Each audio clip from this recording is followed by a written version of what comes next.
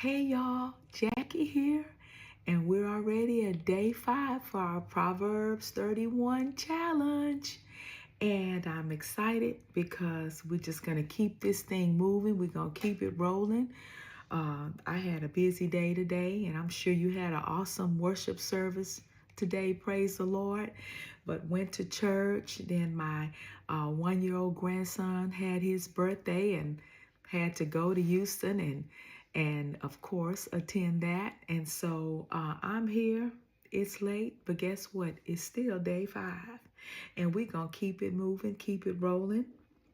We're on chapter 5, and this is talking about the dangers of adultery. I was trying to get around it because we talked about this the other day, but this whole chapter is a father encouraging his son about this adulterous woman, this immoral woman. So I'm going to go in and I'm going to try to keep it short, but there's just so much richness here as in all the other chapters. So I'm going to do my best. It starts out here saying, we're in chapter 5, my son, pay attention to my wisdom. Lend your ear to my understanding. Right there, I picture this father not just talking to his son in some type of passerby situation, but him actually sitting him down, looking at him eye to eye and saying, I need you to listen up. I need you to hear this. Pay attention to my wisdom, what I know, and lend your ear, keep your ears open to my understanding, that you may preserve discretion. Preserve, remember we talked about that word guard yesterday, means the same thing. You're going to guard it. You're going to protect discretion. Discretion is what is wise to say or do in any particular situation. And we're not talking about worldly wisdom. We're talking about godly wisdom, biblical wisdom, if you will. He says that you may preserve discretion and your lips may keep knowledge. Why do I want your lips to keep knowledge?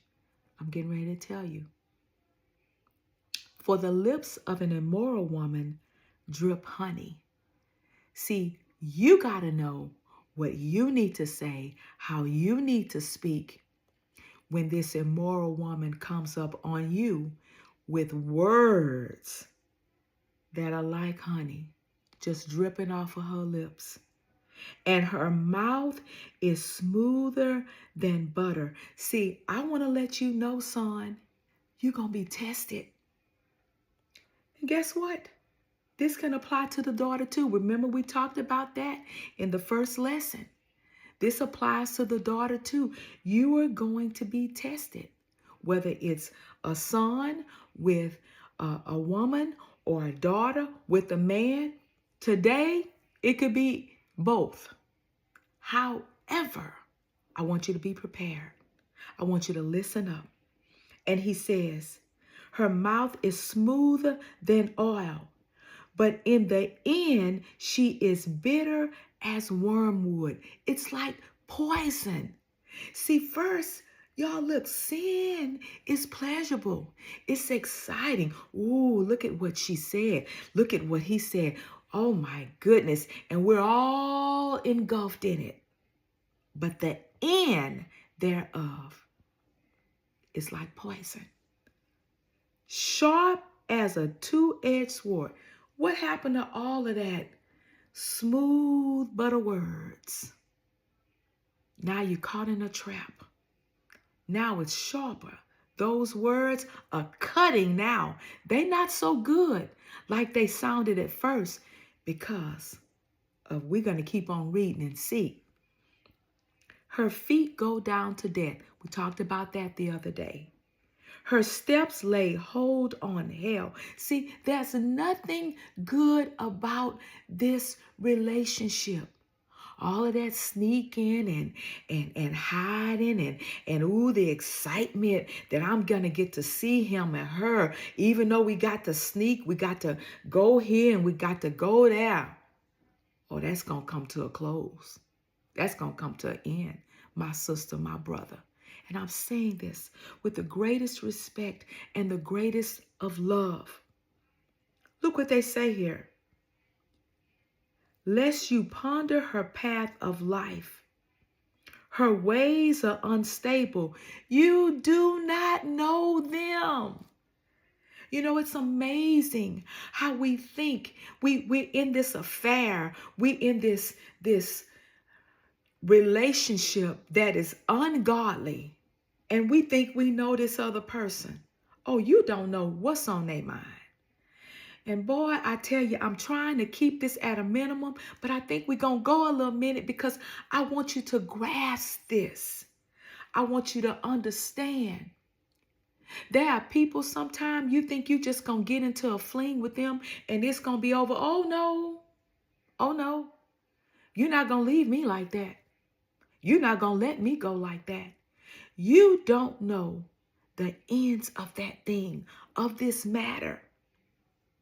Then it says, therefore, hear me now, my children. Here you go. Sons, daughters, hear me now. Listen. Grab a hold of what I'm saying. And do not depart from the words of my mouth. Don't shrug this off as something that's not serious or no big deal or I don't know what I'm talking about. Remove your way far from her or him. You know what we do sometimes? We like to test our ability, to see how far we can go. Oh, I'm not gonna go over the edge, but I'm just gonna see what else he's gonna say, what else she's gonna say. You already know the whole situation is wrong. The whole coming together, the whole meeting up, the whole standing there and listening to somebody. When you're married, or either they're married, or it could just be someone you should have no business even talking to. You know their lifestyle, you know their history. But boy, those words are so smooth. They're so cunning. They're just drawing your attention. You don't stand there. You say, oh, I know this not God. I love when sisters, look, you can laugh at people all you want to. Oh, this ain't God. Oh, no, I can't even stand here and listen to that. Because you do not know the entrapment that you may be sucked into. Allowing yourself to sit there and not just, let me help us with something. First of all, temptation is not a sin. It's when we fall into it. But you don't sit there and when you know something is wrong, you just eating it up. You eating it up. You don't know how far that thing will take you. Remove your way far from them and do not go near the door of her house. Don't be trying to, well, they really didn't mean it like that, but it's doing something to you in the flesh. So you're getting more of it. You're listening to more. Ooh, that sure did make me feel good. But the end here is not good.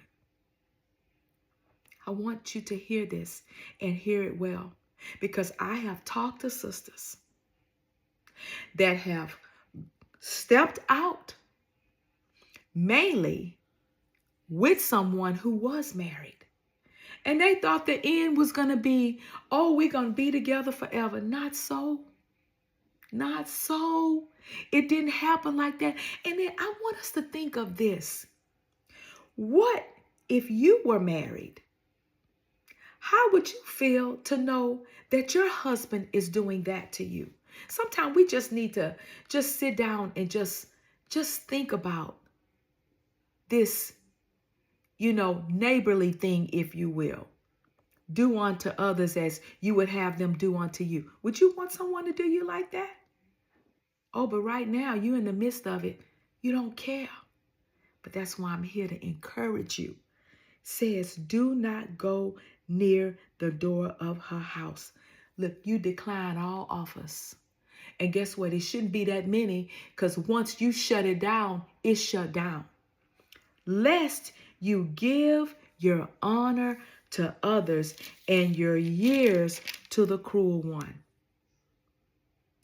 Do you not know many times when we find ourselves entrapped like this, we can lose the good job.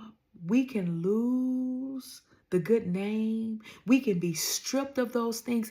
How many great men of God and women of God do we have to see this happen to? And listen, you don't have to be a pastor. You can just be your regular,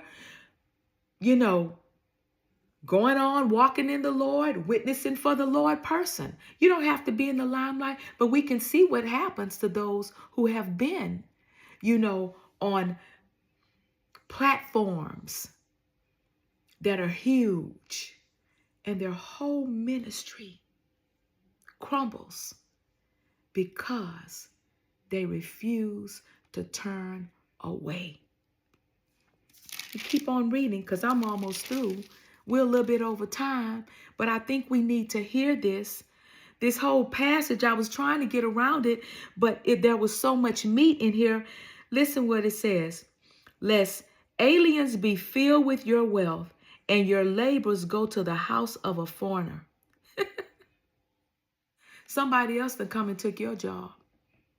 Somebody else done took over your marriage. Listen to this. And you mourn at last. Oh my gosh. Picture this. Your face in your hands.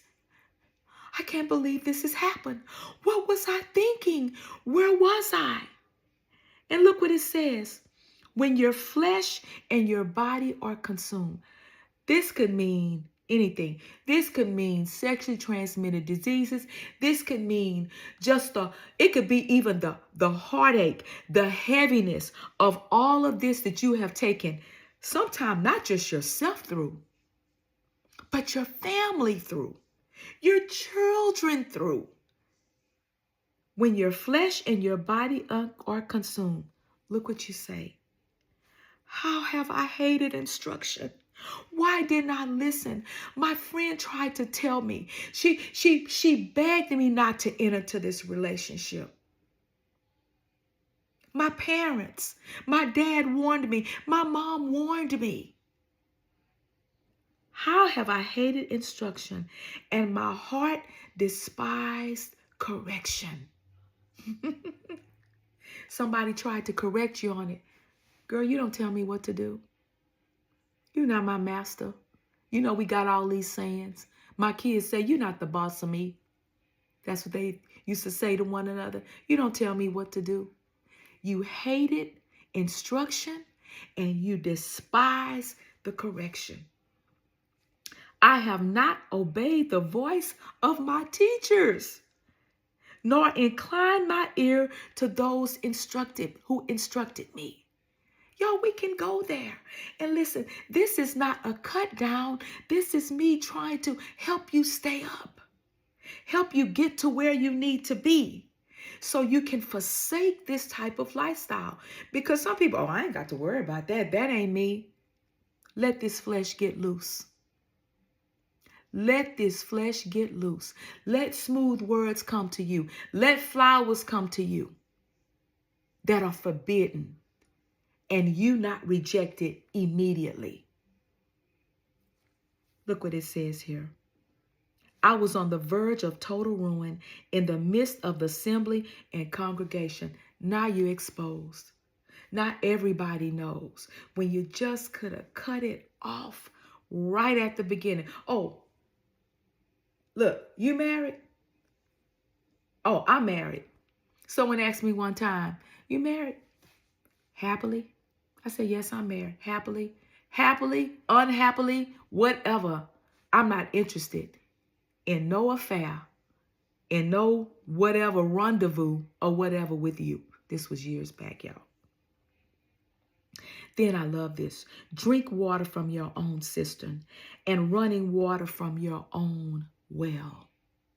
Should your fountains be dispersed abroad, streams of water in the street? Look, stay with your own wife. Stay with your own husband.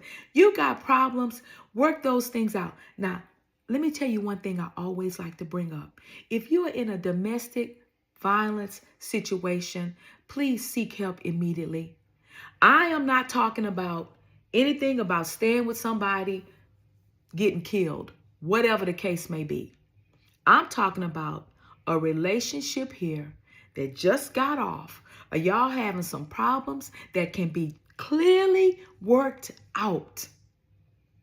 Talking to your pastor, talking to the counselor, talking to godly people in your life, okay? To try to work those things out. I've even heard of couples who have divorced and said, you know what, this could have been worked out. Should your fountains be dispersed abroad, streams of water in the streets? I'm going to stop right here, probably going over what I need to say, but probably not.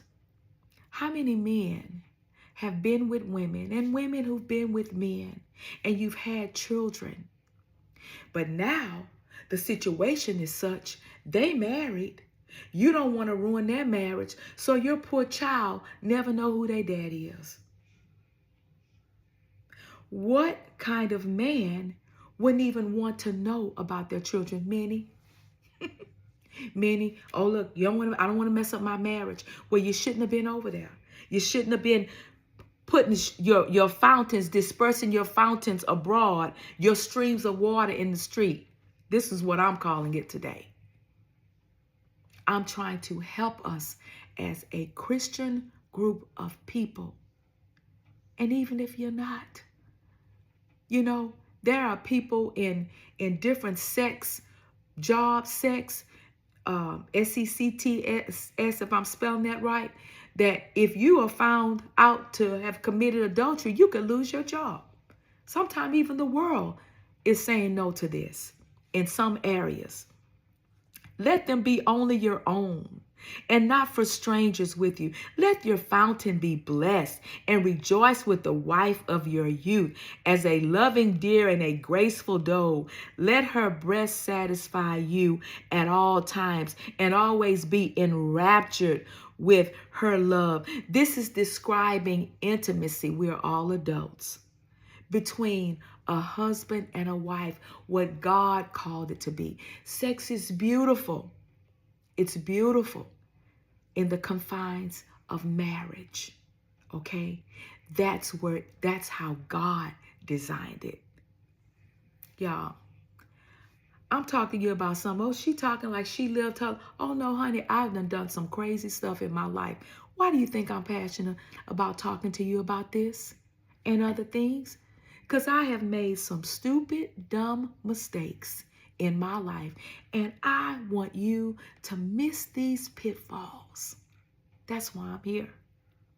And then it goes on to say, so why should you, my son, be enraptured by an immoral woman and be embraced in the arms of a seductress?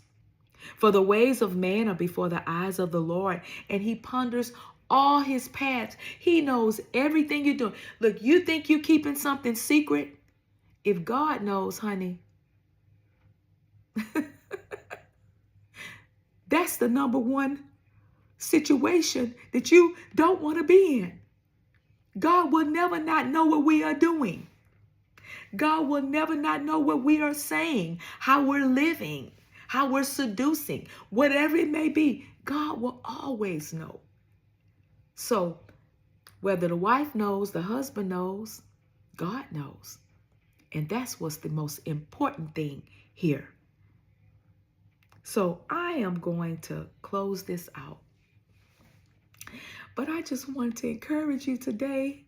Boy, I tell you, I didn't think I was going to go all the way here. But this chapter is filled with nuggets for us to listen up and learn, because you never know what situation you will find yourself in. This can be at the church. You don't have to be at the water fountain at work. You can be at the church. Everybody coming to church. I won't say that folks aren't saved, but they all aren't. And then some are. They may be struggling in an area, and you may have to help your sister, brother to see, oh, you're going down the wrong path. My sister, brother, tell them that in love. But don't be so, This kind of stuff, you have to be straightforward. That's it. Clear, cut, and dry. No goofing around, no laughing about it. I didn't want to hurt their feelings. Just give it in love, but you can yet be firm. Does that make sense? I'm just trying to help somebody not go through what I've gone through in my life and the choices that I've made, but God has yet been so good and merciful to me. Now, I'm over 20 minutes. Didn't mean to go there. Some of you may have stopped in between, but I hope you have listened to this entire segment, because you never know what you're going to be faced with in this life. The enemy will use anything to tempt us, drag us down, drag our name down, drag the ministry down, whatever God has called us to, what have you. And I don't want to see that for you. So I know my time is well spent, and I trust that you have got something out of this today, this lengthy lesson. But I pray that I've said something that will provoke you to get on the right path or stay on the right path. And if you're in this right now, hey, God will help you to get out. Some things, like I said before, my mama used to say, you got to ease your hand out the lion's mouth so you won't get bit. But then there are other things you have to take off running. And I believe this is one of them. So I love you. Thank God for you. Thank you for being here, staying on, hanging with me through this one. And I will see you on tomorrow with day 6, the Lord willing. All right? Have a blessed evening.